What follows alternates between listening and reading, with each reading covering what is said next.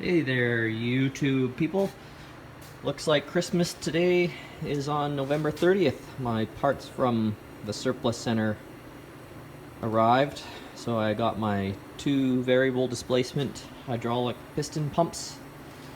Each of these is going to drive one of the hydraulic motors for the track on the mini Snowcat. And as you can see here, they are looking fantastic. Both of these are set up for left-hand control right now, but we can pull these bolts, spin the top, and then we can set it up for a left and right drive pair, which would be great for setting up the controls. We also got some other goodies from Surplus Center today. We got our flexible couplings, so the splined weld-on hub here fits the Polaris track drive shaft absolutely perfectly. Couldn't get any better. Basically this works like it's two halves, so this gets welded onto there, and then there's a hub with a sprocket already attached, and these two both connect using a double roller chain, and that will provide the power transmission from the hydraulic motor. It's got a 1-inch output shaft, and that'll couple the hydraulic motor to the track drive. And some other goodies. Made some progress today. Got the Polaris Tracks stripped down. We're not going to be using the suspension in these just because routing it over the top idlers really uses up a lot of the track length, and I'd like to keep this machine as long as possible, just so that it's more stable. It's going to be about 5 feet long and about 4.5 feet wide. So here we are.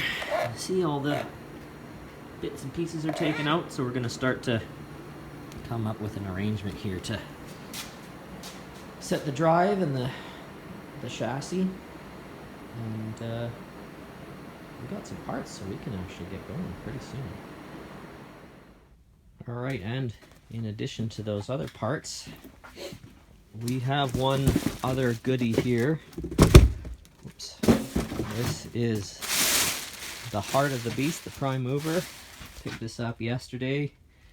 It is a beast of an engine. It's a Kohler Command Pro, 29 horsepower, indirect inject EFI. This is going to drive those two hydro gear pumps on the mini Snowcat, so it should be just perfectly matched for the amount of fluid those pumps are going to try and move, and should allow the machine to really operate exactly as you would expect it to. So it's not going to bog down. It's going to be pretty perky when you move those control levers. So there you go. This is all coming together.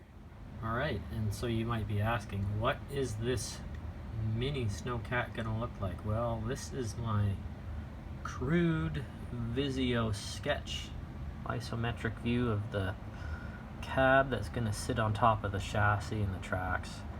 There'll be a little engine cut out in the back there, and you can see here, this is kind of the layout. I've been using Visio just to kind of mock things up so I have a rough idea of where all the different components are going to go and what I'm going to have for clearances around the different pieces. And I got one more top view here. This is the top view. You can see the left and right tracks.